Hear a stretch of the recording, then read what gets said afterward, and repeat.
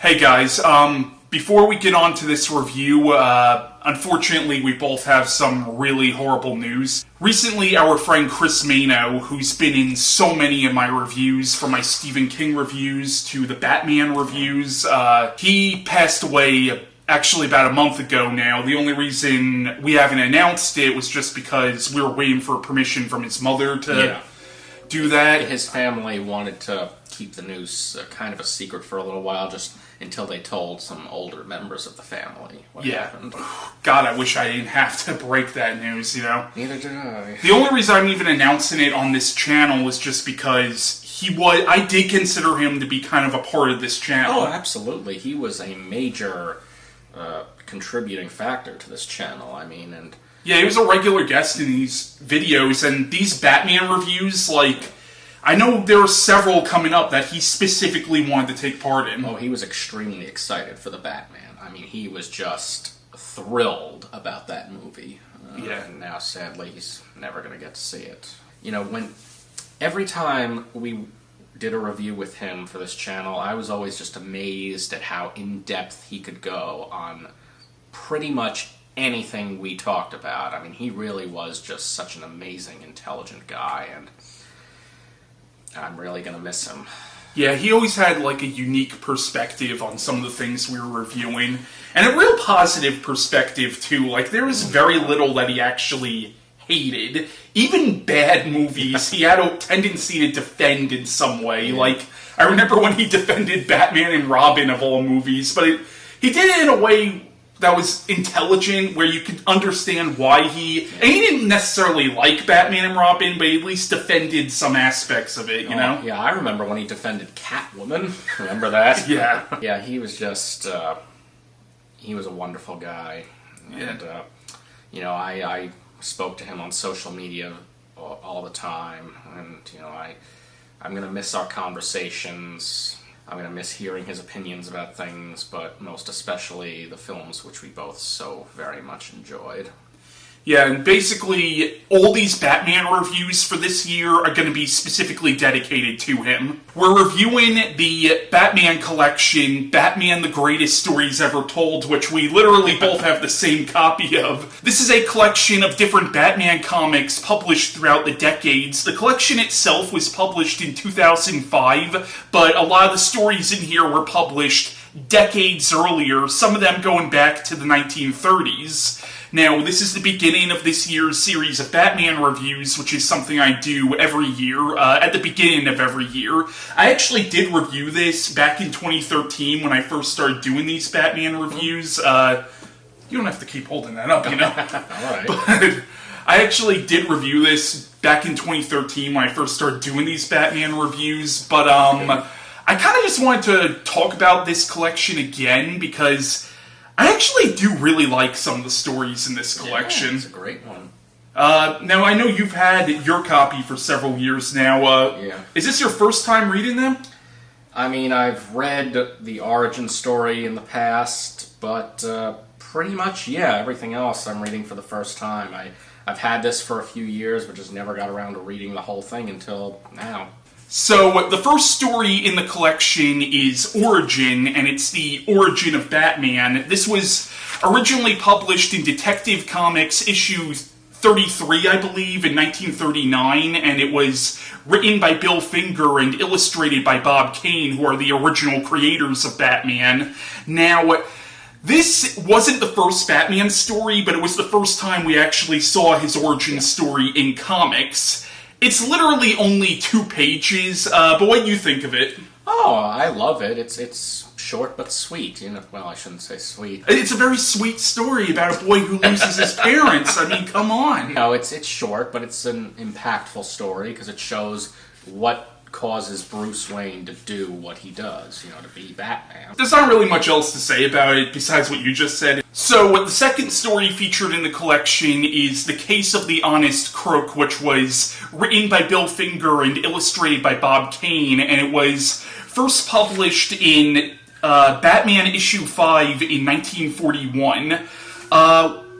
There's a siren going on. Save us, Batman. But what do you think of this story?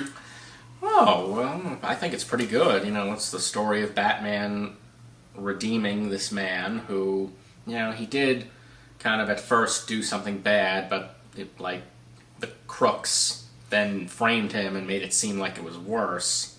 Yeah. And he's just trying to rebuild his life.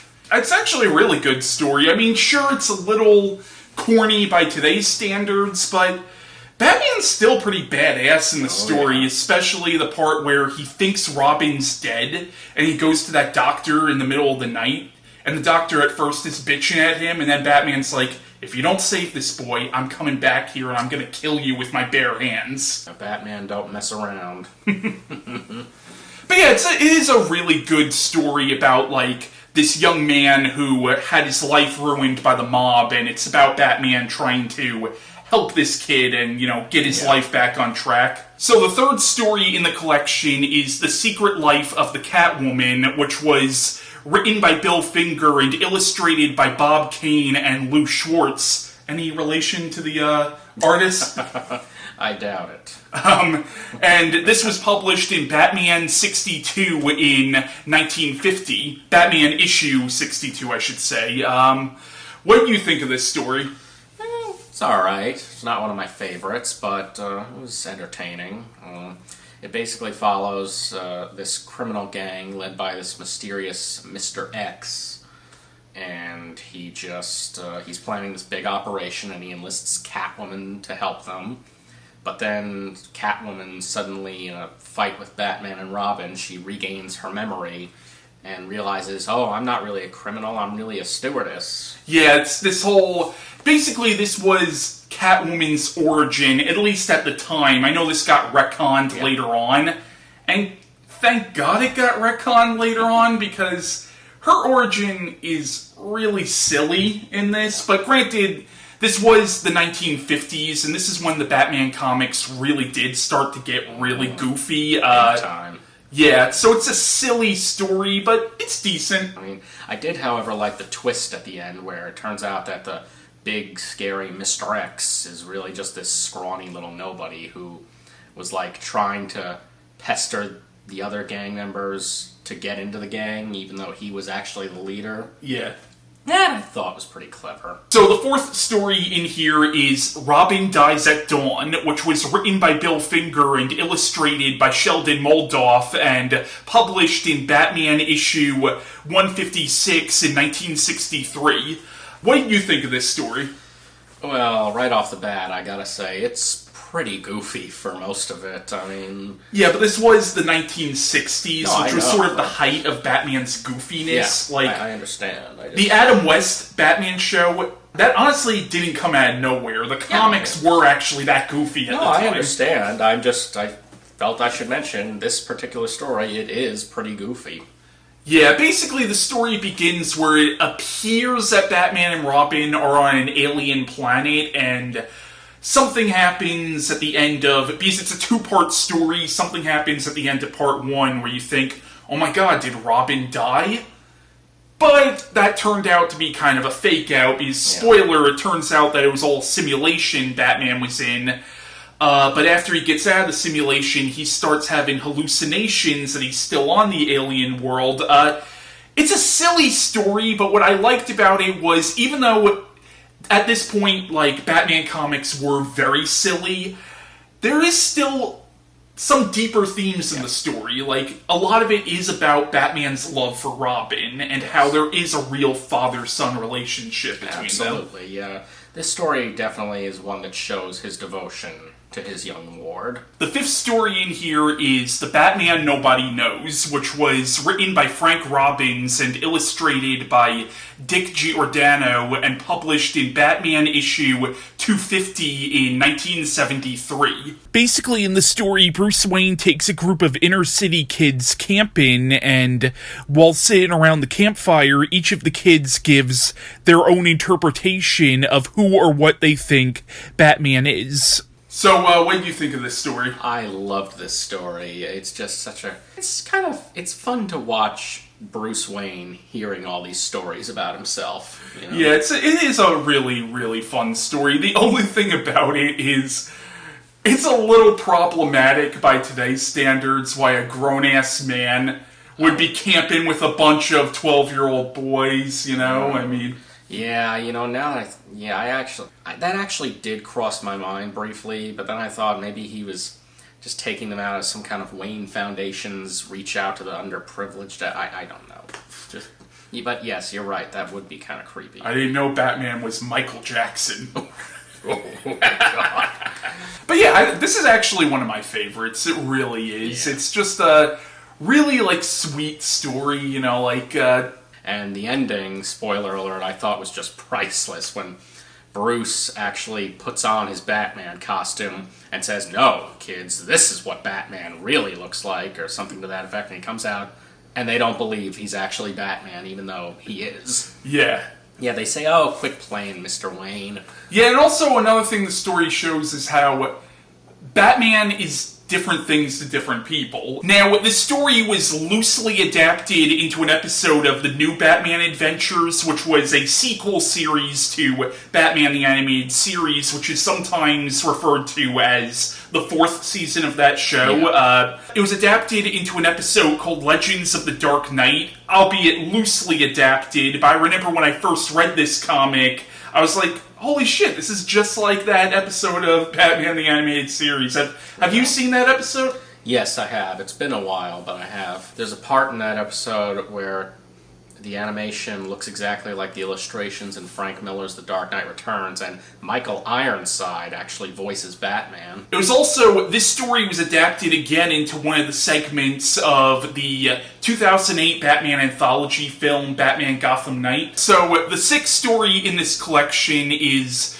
The Joker's Five-Way Revenge, which was written by Denny O'Neil and illustrated by Neal Adams and published in Batman issue 251 in 1973. Now, I do want to point out that Denny O'Neil and Neal Adams in the 70s kind of reinvented Batman, at least for that generation, and in a lot of ways kind of set the stage for the darker, grittier Batman stories that Frank Miller would do in the 80s. Yeah, I agree with that. They started to bring the darkness back to Batman, you know, after he'd been very over-the-top and campy and cartoony for so long. Yeah. From the 50s and 60s. And I know this story in particular is considered to be like one of the great Joker stories.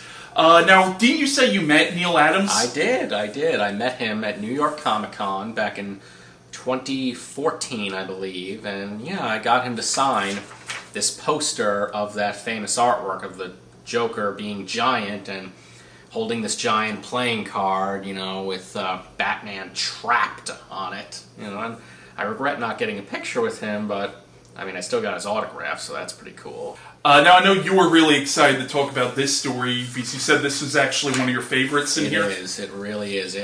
It makes the Joker... It brings the Joker back to, you know, his original roots. You know, it harkens back to the time of his first appearance when he was this cold-blooded killer.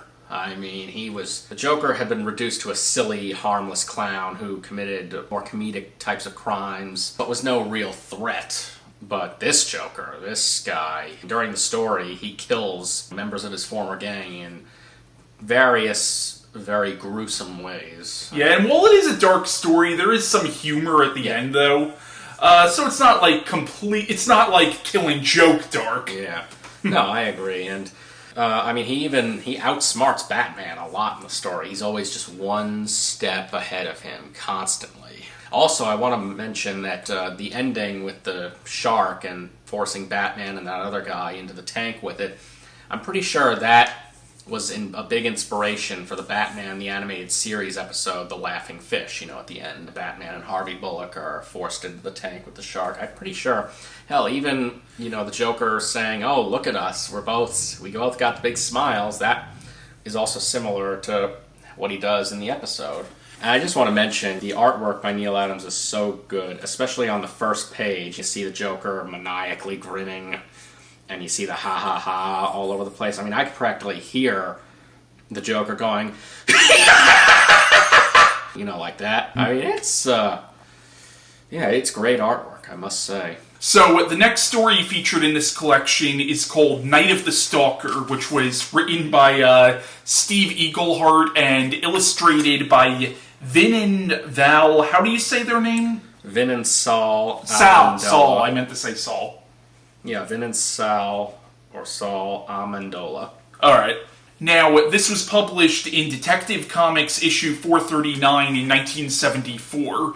And this is actually one of my favorites in this collection. It is a really sad story. Yeah. Basically, in the story, Batman, there are these crooks who, they get done with like a bank heist, and one of them ends up shooting and killing this boy's parents, and Batman sees it and fails to save the boy's parents. Yeah. This, of course, triggers some bad memories for Batman, if you're at all familiar with his origin, and he then starts going after these criminals. Oh, yeah. It is a freaking phenomenal story. Oh, absolutely. It is just shows Batman in a very vulnerable, emotional place. It's beautifully tragic.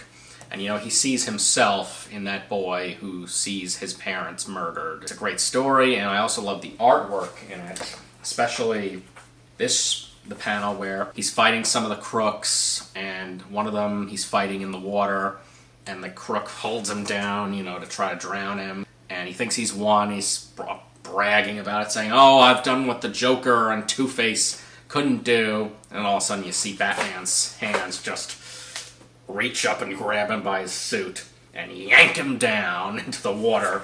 And this panel here is just, I love it. It's showing, like, the look on Batman's face is just perfect. And the final shot of the story is really heartbreaking, where when the whole story's over, you see Bruce Wayne, like it's Batman without his mask, crying over a picture of his dead parents, and you see a newspaper clipping about the boy who just recently lost his parents. It's a really sad but excellent story. Oh, and this was apparently one of the Batman comics that was shown to Tim Burton before he made the 1989 Batman, which I could see a little bit, because if you remember, the 1989 Batman does open up where some crooks do mug a family or something, and Batman witnesses it, so you could tell that they might have drawn some inspiration from this story for that. Sure. The next story contained in the collection is called Death Strikes at Midnight and 3, which was written by Denny O'Neil and features artwork by Marshall Rogers, I believe is his name, and it was published in DC Special Series issue 15 in 1978. What's interesting about this one is it's not really a comic book, it's actually a prose story. Like, it's a literal short story that Denny O'Neil wrote that just happens to feature some illustrations. But I enjoyed this. It's kind of goes back to Batman's roots in a way, where it's just this simple, dark little crime story. Yeah, I agree. It's I wasn't crazy about it, but it's well written, and it features a good mystery about Batman's trying to decipher the words of this dying man who was poisoned. I do love the ending. Yeah, it's a good one. Yeah, it is absolutely. A really good one. Next story featured in here is Wanted, Santa Claus, Dead or Alive, and this was written by Denny O'Neil and illustrated by Frank Millar, actually, who would go on to become a pretty big name in Batman comics. Yeah. He would write arguably the greatest Batman graphic novel ever written, The Dark Knight Returns, and he would write Year One and many other comics like Ronin and 300 and Sin City. Yeah, this was written by Denny O'Neil and illustrated by Frank Millar, and it was published in 1980. What do you think of this one? I liked it. It was, about a reformed criminal who was trying to do a nice thing by taking a job as this department store's Santa Claus. And he kind of gets forced to participate in this, gang's crime to rob the store, but he really doesn't want to. Yeah, it's just a really, it's a Christmas-themed story, and it does, there's sort of the implication at the end that maybe the guy's life was saved by some divine intervention, it's a good story about redemption. And Frank Millar's artwork is very good. Next in the collection, and it's not technically a story, it's just a little spread. It's called Dick Sprang Remembers. It's something that Dick Sprang, who is a very well-known artist from back in the golden age of the Batman comics, it's a little something he did sort of showing off his different illustrations, and it's really good, honestly. It's really well done artwork. Oh, absolutely.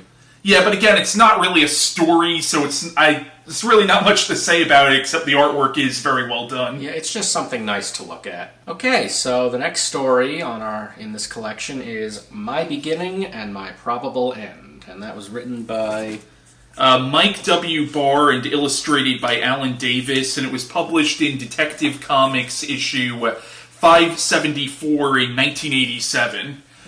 And this is another one of my favorites in the collection. Basically, in the story, Jason Todd, who was the second Robin, has been shot, so Batman takes him to Leslie Tompkins, but throughout the story, he's not sure if Jason is going to live or die. It's just a really powerful story about, kind of like Robin Dies at Dawn, it shows the father-son relationship between Batman and Robin. Granted, this is a different Robin than Dick Grayson. This is the Jason Todd Robin. Yes. But still, it shows you how Robin, whether it's Dick Grayson or Jason Todd, is sort of a surrogate son to Batman. But it also really explores Bruce Wayne and Leslie Tompkins' relationship as well. How, at least in this story, you find out that after his parents were killed, she became sort of a surrogate mother to him. It's just a wonderful story. It does show Batman's devotion to his young lord, Robin. It also shows him kind of going into his past and detailing about his journey to become Batman. And also, it's Leslie Tompkins trying to understand Bruce Wayne more, and saying, why do you do this? And more importantly, why do you put Jason Todd in danger like that? I think it's her trying to figure out his motivations. And again, it's a really powerful story, and that's something I like about all the stories in this particular collection is they're all about, Batman's relationships with other people and about his own inner psyche. Yes. I do want to point out that I think this was a year before they actually would end up killing Jason Todd off in the Death in the Family story arc. The next story contained in the collection is Favorite Things, which was written by Mark Millar, who also wrote an excellent Superman graphic novel called Red Sun, and it's illustrated by, how do you say the illustrator's name?